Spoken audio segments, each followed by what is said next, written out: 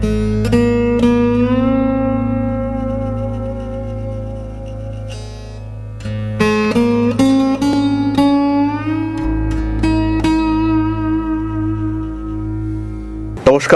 ধনু রাশি কালপুরুষের নবম রাশি, বৃহস্পতির দ্বারা প্রভাবিত এই রাশি অত্যন্ত স্ট্রং পাওয়ারফুল রাশি। জ্ঞান, শক্তি, ক্ষমতা সমস্ত কিছুর দিক থেকে ধনু কিন্তু অনন্য। তাও ধনু রাশি বা লগ্নের মানুষরা মাঝে মাঝে দিগ্ভ্রান্ত হয়ে পড়েন। কখনো কখনো সাফল্য এসেও বারবার তাদের হাতছাড়া হয়ে যায়। আবার কখনো কখনো ধনু রাশি বা লগ্নের মানুষরা তারা বিরাট উন্নতি করতে পারেন। আমরা জন্মকুণ্ডলী যখন অ্যানালাইসিস করি দেখতে পাওয়া যায় যে বহু রাষ্ট্রপ্রধান, রাষ্ট্রনায়ক তাদের কিন্তু ধনু রাশি বা লগ্ন রয়েছে।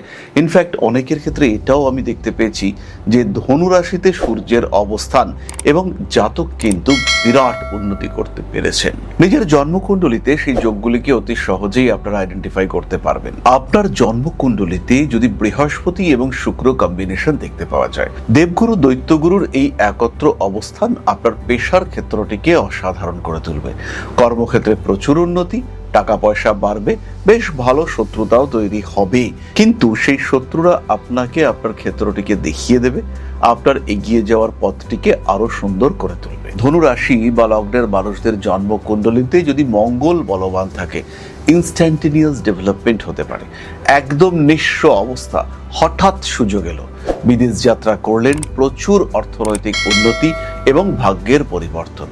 একটি গ্রহ, কেবলমাত্র মঙ্গল একটি গ্রহ বলবান থেকে এই কাজটি করতে পারে। ধনুরাশি বা লগ্নের মানুষদের জন্মকুণ্ডলিতে বৃহস্পতি রবি সহাবস্থান সৃষ্টি করে মহাভাগ্য যোগ। তবে এই জাতকের ক্ষেত্রে আমরা বারবার দেখতে পাই যে ইগো প্রবলেম, মানসিক অস্থিরতা, এই ধরনের সমস্যার কারণে জাতক পিছিয়ে আসেন। ডিসিশন নিতে নিতে জাতকের মনের মধ্যে নিজের প্রতি একটা অদ্ভুত কনফিডেন্স লেভেল, বলা যেতে পারে ওভার কনফিডেন্স লেভেল তৈরি হতে দেখতে পাওয়া যায় এবং এর কারণে এই মানুষগুলি কিন্তু পিছিয়ে পড়েন। জীবনে বেশ কিছু ক্ষেত্রে সমস্যা দেখতে পাওয়া যায়। ধনুরাশি বা লগ্নের মানুষদের জন্মকুণ্ডলিতে যদি বৃহস্পতি বলবান হয়ে থাকেন, বৃহস্পতি তুঙ্গ নয়, বৃহস্পতি বলবান হয়ে রয়েছেন, বৃহস্পতি মিথুন রাশিতে রয়েছেন, বৃহস্পতি নক্ষত্র অধিপতি অর্থাৎ রাহু, সে একটা ভালো জায়গায় রয়েছে। রাহুকে আমরা পেলাম কন্যা রাশিতে রয়েছে, বৃহস্পতি মিথুনে, রাহু কন্যায়। প্রচুর ডেভেলপমেন্ট দেখতে পাবেন ধনুরাশি বা লগ্নের মানুষরা। বারবার কর্ম পরিবর্তন, আর প্রত্যেকটি ক্ষেত্রে পজিটিভ কর্ম পরিবর্তন দেখতে পাওয়া যাবে। কিন্তু বৃহস্পতি যদি অষ্টমগত হয়ে থাকেন, সেটা কিন্তু খুব একটা পজিটিভ রেজাল্ট দিতে পারে না ধনুকে। প্রচুর ক্ষমতা, প্রচুর শক্তি, প্রচুর দক্ষতা, প্রচুর যোগ্যতা থাকা সত্ত্বেও ধনুরাশি বা লগ্নের মানুষ তারা কিন্তু সমস্যার মধ্যে পড়েন। তারা এগিয়ে গিয়েও পথ ভুল করেন, তারা এগিয়ে গিয়েও নিজের পথ খুঁজে পান না। এটা বারবার আমরা ধনুরাশি বা লগ্নের মানুষদের ক্ষেত্রে দেখতে পাই। প্রতিবন্ধকতা আমাদেরকে ঘিরে ধরে, সমস্যা আমাদের জীবনে বারবার আসে। এই ধনুরাশি বা লগ্নের মানুষদের জন্য আরো একটি অসাধারণ কম্বিনেশন। জন্মকুণ্ডলিতে সিম্পল শনি এবং বৃহস্পতির যোগ, গুরু শৌরি যোগ কোথায় আছে বড় কথা নয়, যেখানেই থাকুক না কেন কিছু না কিছু পজিটিভিটি দেবে। লেভেল অফ স্ট্রেংথ ডিপেন্ড করবে কতটা পজিটিভিটি, কতটা টাকা, কতটা ডেভেলপমেন্ট, কতটা উন্নতি, কতটা শান্তি। এই ধরনের মানুষগুলো বিভিন্ন বিষয়ে জ্ঞানী হয়ে থাকেন। বিভিন্ন বিষয়ের বিভিন্ন ক্ষেত্রে এদের প্রচুর জ্ঞান দেখতে পাওয়া যায়। ভুল ধরতে পারেন এরা এবং নিজের জ্ঞানের কারণে সমাজে এরা স্বীকৃতিপ্রাপ্ত হয়ে থাকেন। প্রতিবন্ধকতা থাকলে তাকে এরা অতিক্রম করতে পারেন এবং সবচেয়ে বড় কথা, এই মানুষগুলি অর্থোডক্স হন না। এদের একটা নির্দেশিত জীবন দর্শন থাকে। বৃহস্পতি শনি যোগ ধনু রাশি বা লগ্নের মানুষদেরকে একটা আলাদা মাত্রা এনে দেয়।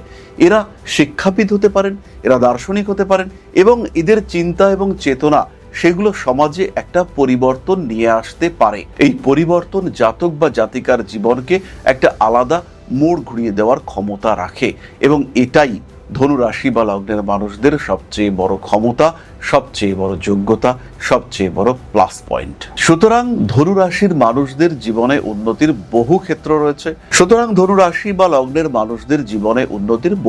রয়েছে। তারা ডেভেলপ করতে পারবেন।